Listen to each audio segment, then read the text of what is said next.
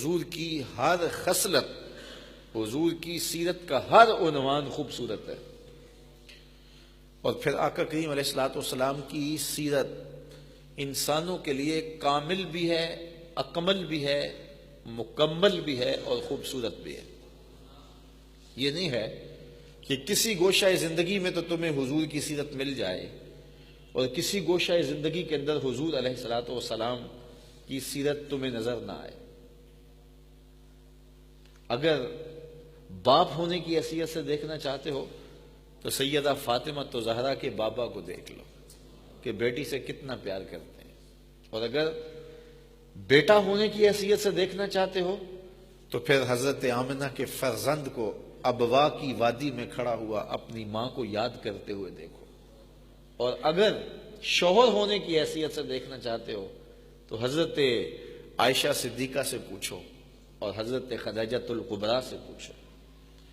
اگر جنگی سپہ سالار ہونے کی حیثیت سے دیکھتے ہو تو پھر فاتح حنین کو دیکھو۔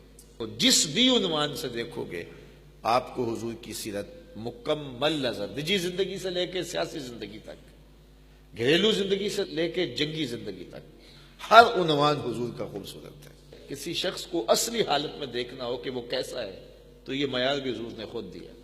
خیرکم خیرکم لأہلہ وانا خیرکم لأہلی، تم میں سے بہتر وہ ہے جو اپنے اہل خانہ کے ساتھ بہتر ہے، اور میں تم میں سب سے زیادہ اپنے اہل خانہ کے ساتھ بہتر ہوں۔ چونکہ یہاں آ کر کسی شخص کا پتہ چلتا ہے۔ کچھ لوگ دوستوں کے ساتھ بڑے خوبصورت انداز سے پیش آتے ہیں، کاروبار میں اگر ان کو دیکھو تو بڑے اچھے کاروباری ہوتے ہیں، لیکن اگر وہی شخص گھر آتا ہے تو گھر آ کے فرعون بن جاتا ہے۔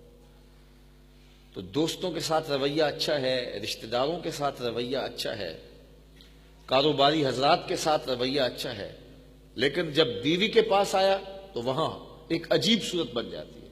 تو کسی شخص کو دیکھنا ہو کہ وہ اپنی اصلی حالت میں کیا ہے، اس کا اندر کھل کے کیسے سامنے آتا ہے، تو اس کو دیکھا جائے کہ وہ اپنے اہل خانہ کے ساتھ رویہ کیسا رکھتا ہے۔ تو یہ معیار دیا، خیرکم خیرکم لأہلہ وانا خیرکم لأہلی، تم میں سے بہتر وہ ہے جو اپنی بیوی کے ساتھ بہتر ہے، اپنے اہل خانہ کے ساتھ بہتر ہے، اور میں تم میں سب سے زیادہ اپنے اہل خانہ کے ساتھ بہتر ہوں۔ جب حضور کا وصال ہوا ہے تو 9 ازواج حضور کے نکاح میں تھی، کسی ایک کو بھی حضور سے شکایت نہیں تھی۔ یہ چھوٹی بات نہیں ہے۔ حضرت خدیجۃ الکبریٰ رضی اللہ تعالی عنہا پر جب آخری وقت آتا ہے اور وہ محسوس کرتی ہیں کہ میرا آخری وقت آ گیا، تو انہوں نے حضرت فاطمہ زہرا سے کہا جاؤ اپنے باپ سے چادر رحمت مانگ لاؤ۔ تو وہ حاضر خدمت ہوئی، تو حضور نے ارشاد فرمایا اے فاطمہ اپنی ماں سے پوچھو کہ چادر کیا کرنی ہے۔ تو وہ پوچھنے آئیں تو حضور بھی پیچھے آ گئے۔ تو سیدہ کا بدن بخار سے تپ رہا تھا، عرض گزار ہوئی حضور مجھے لگتا ہے یہ بخار جان لیوا ثابت ہوگا، میں نے چادر اس لیے منگوائی ہے کہ اس چادر سے مجھے کفن دیا جائے۔ اندھیروں میں بیٹھ کے عقیدے نہ گھڑا کریں، عقیدے وہی رکھا کریں جو نبی کے گھر والوں کے۔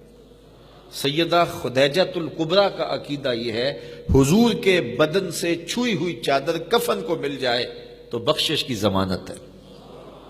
تو کہا حضور میں نے چادر اس لیے منگوائی ہے کہ اس چادر سے مجھے کفن دیا جائے۔ تو یہ بات سن کر حضور کی آنکھیں نمناک ہو گئیں، اور حضور نے فرمایا خدیجہ تو نے چادر مانگی ہے، لو اردت جلدی لا آتیتک، اگر تو میری جلد بھی مانگتی وہ بھی اتار کے دے دیتا۔ کوئی اس کی مثال تو لاؤ، زمانے میں اس کی مثال نہیں ملے گی۔ تو یہ حضور علیہ الصلوۃ والسلام کی سیرت کا وہ عنوان ہے جس کو ہم اپنی معاشرت کی خوبصورتی کے لیے برت کر کے اپنی زندگی کی تلخیوں کو مٹا سکتے ہیں۔